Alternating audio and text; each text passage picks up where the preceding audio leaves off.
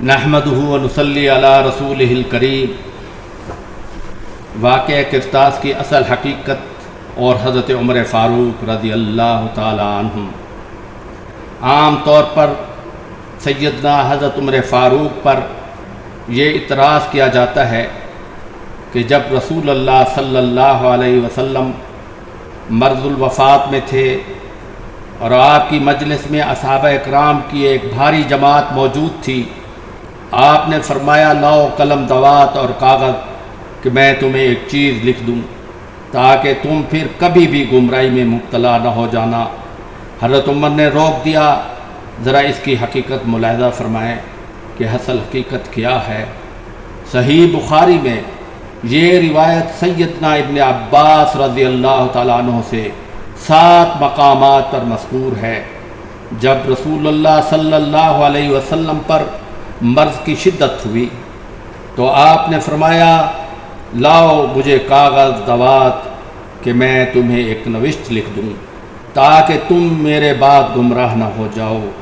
حضرت عمر نے فرمایا کہ رسول اللہ صلی اللہ علیہ وسلم پر تکلیف کا غلبہ ہے اور ہمارے پاس اللہ کی کتاب موجود ہے جو ہمیں کافی ہے۔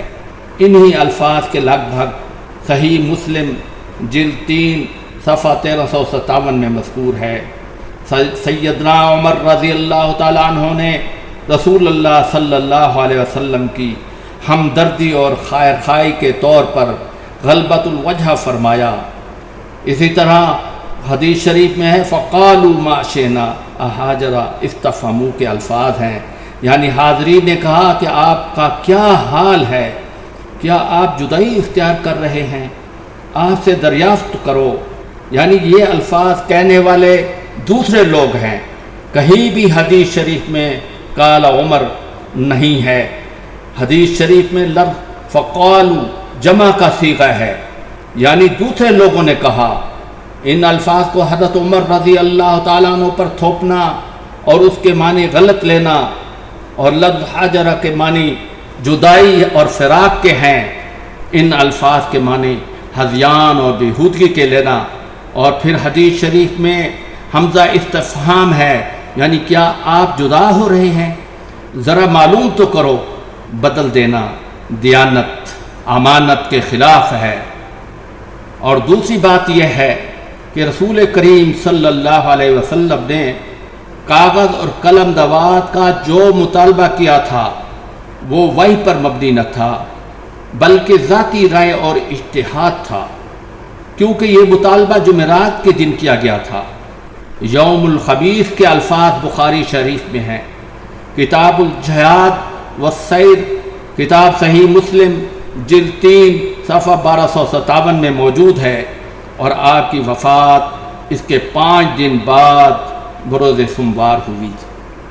صحیح بخاری کتاب الجنائز باب الموت یوم الاثنین، صحیح حدیث سے ثابت ہے کہ آپ صلی اللہ علیہ وسلم نے ان 5 دنوں میں دیگر امور کی تاکید اور وصیت فرمائی۔ چنانچہ سیدنا حضرت علی سے روایت ہے کان آخر الکلام رسول اللہ صلی اللہ علیہ وسلم الصلاۃ الصلاۃ اتقوا اللہ فیما ملکت ایمانکم۔ سنن ابو داؤد کتاب الادب، یعنی نبی اکرم صلی اللہ علیہ وسلم کی آخری بات نماز کے بارے میں تھی، اور یہ کہ اپنے غلاموں کے بارے میں اللہ سے ڈرو۔ کسی صحیح روایت سے ثابت نہیں کہ آپ صلی اللہ علیہ وسلم نے پھر کاغذ اور قلم دوات کا مطالبہ کیا ہو۔ اگر یہ اللہ تعالیٰ کا حکم ہوتا تو مجال ہے کہ رسول اللہ صلی اللہ علیہ وسلم دوسری وصیتیں تو فرماتے ہیں مگر اس کا ذکر تک نہیں فرماتے، اور نہیں تو کم از کم زبانی ارشاد فرما دیتے، لیکن کہیں بھی یہ بات ثابت نہیں ہے۔ بالفرض اگر مان لیا جائے کہ حضرت عمر نے رکاوٹ ڈالی، لیکن حضور صلی اللہ علیہ وسلم کے خطاب سب سے تھا۔ اگر خطاب سب سے تھا تو کاغذ اور قلم دوات نہ دینے میں صرف حضرت عمر قصوروار کیوں ٹھہرایا جاتا ہے؟ باقی تمام اصحاب کی جماعت کو نظر انداز کرنا کہاں کا اصول ہے؟ جبکہ نبی اکرم صلی اللہ علیہ وسلم اس کے بعد 5 دن تک دنیا میں موجود رہے، تو حضرت علی مرتضیٰ رضی اللہ تعالی عنہ آپ کے حکم کی تعمیل فرماتے، یا سیدہ حضرت فاطمہ الزہراء آپ کے حکم کی تعمیل بجا لاتی۔ اگر یہ کہ نبی اکرم صلی اللہ علیہ وسلم کا یہ حکم ضروری سمجھتے تو فرمان خداوندی کی تعمیل کیوں نہ فرمائی؟ الیاذ باللہ، آپ فریضہ تبلیغ میں قاصر ہیں اور دین نامکمل ہے، جبکہ اللہ تعالیٰ کی طرف سے اعلان ہو چکا ہے الیوم اکملت لکم دینکم واتممت علیکم نعمتی۔ لہذا فاروق اعظم پر یہ الزام قطعاً بے بنیاد ہے۔ طبقات ابن سعد صفحہ نمبر 211 میں ہے کہ جب حضرت عمر کو غسل اور کفن دے دیا گیا تو حضرت علی کرم اللہ وجہہ تشریف لاتے ہیں۔ انہوں نے حضرت عمر کے چہرے سے چادر ہٹائی اور فرمایا، اے ابو حفص، اللہ آپ پر رحم کرے، مجھے نبی کریم صلی اللہ علیہ وسلم کے بعد آپ سے زیادہ کوئی شخص محبوب نہیں کہ میں اس کے نامہ اعمال کے ساتھ اللہ سے ملنا پسند کروں۔ بقول جسٹس سید امیر علی نقوی فرماتے ہیں کہ عمر بن خطاب کا فاروق اعظم بن کر نمودار ہونا نگاہ محمدی صلی اللہ علیہ وسلم کا فیضان تھا۔ مشہور مورخ اور دانشور جسٹس سید امیر علی مرحوم اپنی کتاب مختصر تاریخ عرب صفحہ نمبر 240 اور 41 میں فرماتے ہیں حقیقت یہ ہے کہ عظیم طاقت اور اختیار کے مالک ہونے کے باوجود فاروق اعظم نے ہمیشہ قرآن و سنت کی روشنی میں کام کیا اور اپنے اقتدار و اختیار کو کبھی غلط استعمال نہیں کیا۔ تاہم انہوں نے روم اور ایران کے بھیڑیوں کو کبھی یہ تاثر نہیں دیا کہ ان کا سابقہ کسی لقمہ تر بن جانے والی کمتر بھیڑ سے ہے۔ ان کے فکر و عمل میں انکساری و قصاری کا حسین امتزاج تھا۔ مشہور مورخ اور دانشور جسٹس سید امیر علی اپنی کتاب مختصر تاریخ عرب میں صفحہ نمبر 240 اور 41 میں تحریر فرماتے ہیں، حقیقت یہ ہے کہ عظیم طاقت اور اختیار کا مالک ہونے کے باوجود فاروق اعظم نے ہمیشہ قرآن و سنت کی روشنی میں کام کیا اور اپنے اقتدار و اختیار کو کبھی غلط استعمال نہیں کیا۔ تاہم انہوں نے روم ایران کے بھیڑیوں کو کبھی یہ تاثر بھی نہیں دیا کہ ان کا سابقہ کسی لقمہ تر بن جانے والی کمتر بھیڑ سے ہے۔ ان کے فکر و عمل میں انکساری اور قصاری تھی۔ وہ زمین پر اللہ کی قدرت کا ایک زبردست نشان تھے۔